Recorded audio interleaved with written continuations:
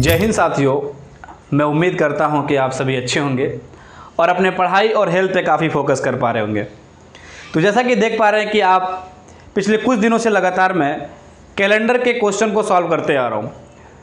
तो चलिए आज हम कैलेंडर के कुछ नए क्वेश्चन को सॉल्व करते हैं।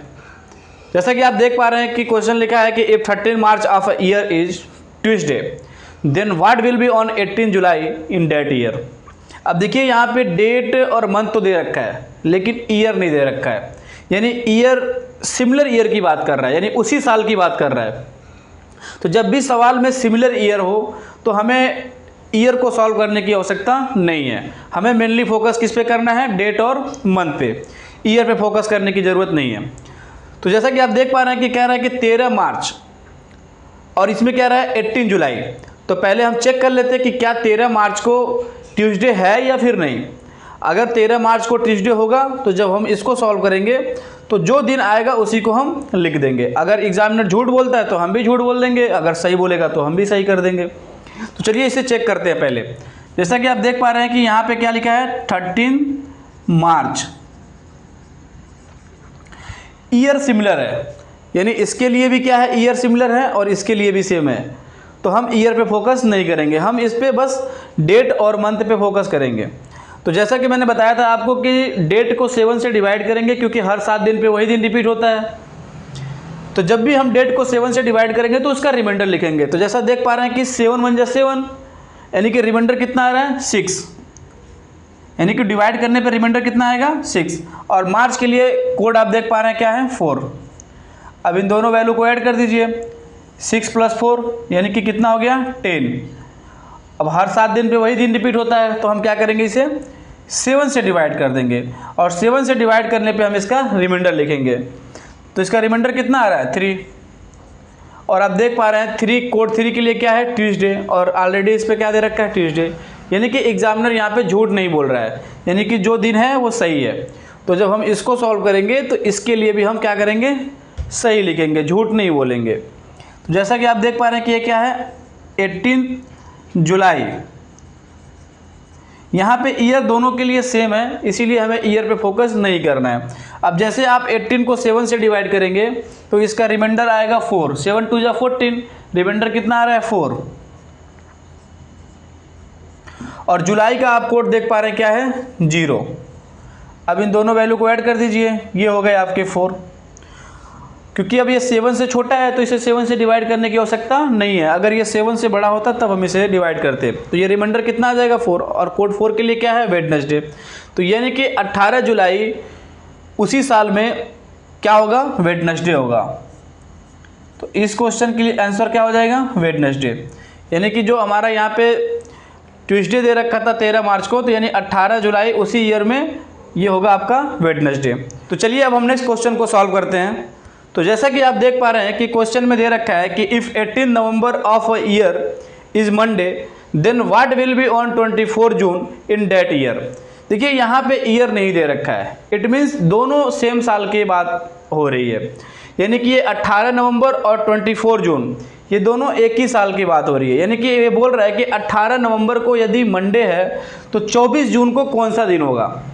तो हमें यहाँ पे एक बार चेक करना होगा कि क्या कहीं पे एग्जामिनर हमसे झूठ तो नहीं बोल रहा है।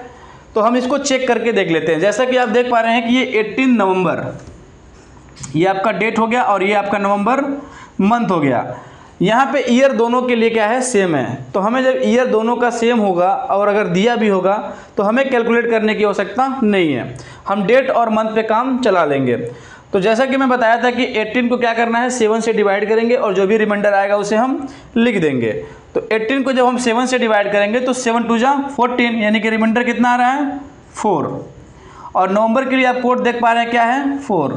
इन दोनों वैल्यू को आप ऐड कर दीजिए और हर 7 दिन पे वही दिन रिपीट होता है, यानी कि ये 8 क्या है, 7 से बड़ा है। तो हम इसे 7 से क्या करेंगे, डिवाइड कर देंगे। तो इसका रिमाइंडर कितना आएगा, 1। और आप देख पा रहे हैं कि कोड 1 के लिए क्या है, संडे। कोड 1 के लिए कौन सा दिन है, संडे। और दे क्या रखा है एग्जामिनर, मंडे। यानी कि हमसे एक दिन झूठ बोल रखा है, यानी एक दिन आगे बढ़ा के बोल दिया है। तो जब इसमें क्या कर रखा है, इसमें आया है संडे, बोला है मंडे, यानी एक दिन आगे बोल दिया, एक्स्ट्रा बोल दिया है। तो जब भी आप इसको सॉल्व करेंगे तो जो भी रियल डेट आपका आएगा उसमें आप क्या करेंगे, एक बढ़ा देंगे, क्योंकि एग्जामिनर ने भी क्या किया, आपसे एक आगे बढ़ा दिया है। तो चलिए अब हम इसको करके देखते हैं। जैसे यहाँ पे हो गया 24 जून, तो 24 को हम 7 से डिवाइड करेंगे तो 7 3 या 21, रिमाइंडर कितना आ रहा है 3। और जून के लिए आप देख पा रहे हैं कोड क्या है 5। अब इन दोनों वैल्यू को ऐड कर दीजिए तो ये 8, और 8 क्या है 7 से बड़ा है, तो हम 7 से क्या करेंगे, डिवाइड कर देंगे। तो डिवाइड करने पे क्या आ जाएगा, रिमाइंडर हमारा 1। यानी कौन सा दिन रहा है, संडे। लेकिन हमें करना क्या है, जैसे यहाँ पे एग्जामिनर आपसे एक दिन आगे बढ़ा दिया है तो आपको भी क्या करना है, ये आ रहा है आपको संडे,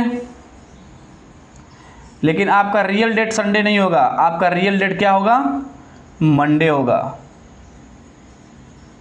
यहाँ पे आपका रियल डेट संडे हो रहा था, लेकिन एग्जामिनर ने आपसे एक बढ़ा दिया था, एक दिन आगे बोल दिया था। लेकिन यहाँ पे जो संडे आ रहा था रियल, ये रियल नहीं है। जब आप एक दिन ऐड करेंगे इसमें तो आपका रियल डेट क्या हो जाएगा, मंडे। इसके अकॉर्डिंग ये आंसर होगा मंडे। तो चलिए अब हम नेक्स्ट क्वेश्चन को सॉल्व करते हैं। तो जैसा कि आप देख पा रहे हैं कि क्वेश्चन दे रखा है कि if Friday fall on 15 September 1992, what will B of the day of 26 दिसंबर 1992। यानी कह रहा है कि 15 सितंबर 1992 को फ्राइडे आ रहा है, तो कह रहा है कि what will be the day of 26 दिसंबर 1992। तो 26 दिसंबर 1992 को कौन सा दिन होगा। अब आप यहाँ पे देख पा रहे हैं कि दोनों ही ईयर में क्या है, डेट क्या है, इनका सिमिलर है। तो जब भी ईयर सिमिलर आएगा तो हमें ईयर को कैलकुलेट करने की आवश्यकता नहीं है, हम क्या करेंगे, डेट और मंथ पे काम चला लेंगे। जैसे कि यहाँ पे क्या दे रखा है 15 सितंबर, क्वेश्चन में दे रखा है कि 15 सितंबर को क्या है, यदि फ्राइडे है तो 26 दिसंबर को कौन सा दिन होगा। यानी ईयर क्या है, दोनों का सिमिलर है। तो हमें सबसे पहले चेक करना है कि क्या ये 15 सितंबर को फ्राइडे है या फिर कुछ और भी डे है। तो इसको चेक कर लेते हैं। 15 को हम क्या करेंगे, 7 से डिवाइड करेंगे, 7 2 जा 14, यानी कि रिमाइंडर कितना आ रहा है 1। सितंबर का कोड क्या है 6, यानी कि ये क्या हो जाएगा, वैल्यू ऐड करने पे 7। और आपको पता है हर 7 दिन पे वही दिन रिपीट होता है, तो यानी 7 क्या है, 7 के बराबर इक्वल है। तो इसको जब हम डिवाइड करेंगे तो रिमाइंडर कितना आ जाएगा 0। और जब इसका रिमाइंडर 0 आएगा, और आप देख पा रहे हैं कोड 0 के लिए क्या, कौन सा दिन है, सैटरडे है। तो यानी कि कौन सा दिन आ रहा है, सैटरडे। और बोला क्या है इसमें, क्या बोला है, फ्राइडे। यानी कि क्या किया है, एक दिन पीछे करके बता दिया है। आया है सैटरडे, बता दिया है फ्राइडे, यानी एक दिन पीछे करके बता दिया है। तो जब आप 26 दिसंबर को कैलकुलेट करेंगे तो आप भी क्या करेंगे, जो भी डेट आएगा उससे एक दिन पीछे कर देंगे। जैसे कि आप देख लीजिए 26 दिसंबर,